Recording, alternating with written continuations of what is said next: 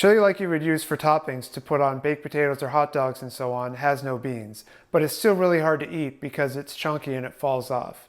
I'm going to try to make an improved chili. Let's fix it. I'm going to try adding some Mexican-style pork chorizo to the mix. You can see the pork chorizo on the left and the lean ground beef on the right. Notice how the structures are really different. I got a real good eye for prime meat. Runs in the family. I'm going to put these both in the bowl and mix them together by hand. The ground beef provides the structure, and the chorizo, which is finely ground, acts as a binder. You want to mix these two together the best you can before the cook so they act like one combined meat. Can your ground beef do this? You can see the chorizo's already acting like a binder. Now let's build the dry spice mix. Hot chili powder, habanero powder, red pepper flakes, cayenne pepper, paprika, cumin, onion powder, garlic powder, salt, and pepper. And we'll just give that a little mix. Then you need to chop one large yellow onion. And also chop one green bell pepper. Then dice 6 cloves of garlic. Everybody is going to get to know each other in the pot. I'm serious about this stuff. I feel like that scene is more tragic than funny. Poor Kevin. Let's hope something like that doesn't happen today. So we'll add our large yellow onion that we chopped earlier. Then season with salt and pepper. Sauté until the onions start to turn clear. Then add the chopped green pepper. Then sauté for a few minutes more. Add the garlic once the onions look clear and are just starting to brown on the edges. And sauté for just a minute or two. Now it's time to add the meat medley. Remember, it's half ground beef and half pork chorizo. Your next task is to break up the meat and mix it in with the peppers and onions. It's going to take a lot of work. You need to start slow, and as it cooks you can break it up into smaller and smaller bits. It takes a little bit of elbow grease, but it is worth it at the end. Before the meat cooks too much, you want to add the dry spice mix to make sure the flavors get absorbed.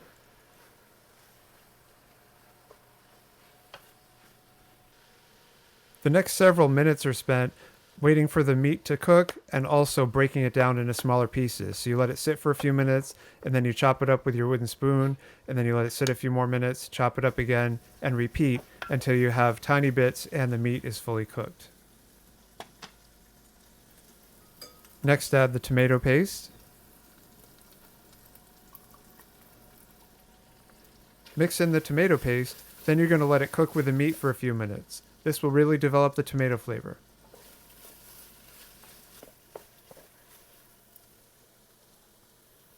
Next, add 2 cups of beef stock. Your goal here is deglazing the pan. So you're going to mix in the beef stock and then you're going to use your wooden spoon to scrape off the flavorful bits that developed on the bottom of the pan while you were sautéing. Next, add 30 ounces canned diced tomatoes.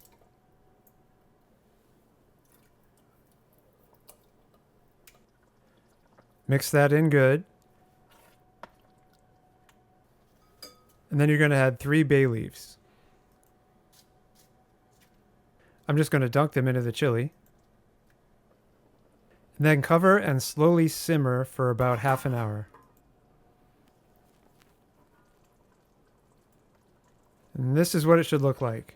Too bad there isn't smell-o-vision. This sure does smell good. It's time for a taste test.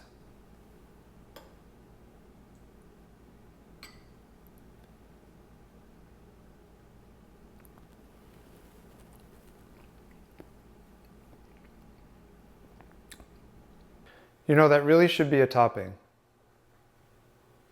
I've got just the thing. Have you ever had chili and fries before? Let me know in the comments.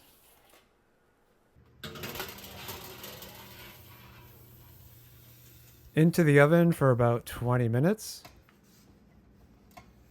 And a perfect golden brown. We want these fries to be a little extra crispy so they don't get soggy from the chili. Now we're going to drop the fries onto the pan.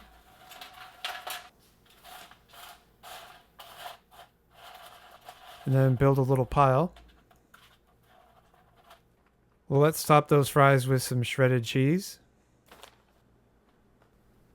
Then back into the oven. We'll just melt that cheese down real quick.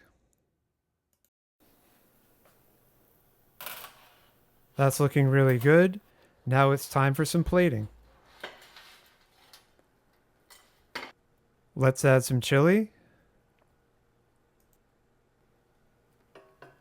Some diced white onion. Fresh chopped tomatoes. Sliced black olives. And some sliced jalapenos. There they are, chili cheese nacho fries. So far I've tried this chili topping 3 different ways: chili cheese nacho fries, and a super loaded baked potato. Notice how the chili really bonds to the side of the potato and you can make a super high pile. And also no mess chili dogs, which you shouldn't feel bad about eating at all. Don't eat it. Oh, God. Frank, I had 5 more that day. If you've been enjoying this video, please like and subscribe so you don't miss any future fixes. Now let's give it a taste. Notice how that chili is not going anywhere. It's bonded to the surface of the fries.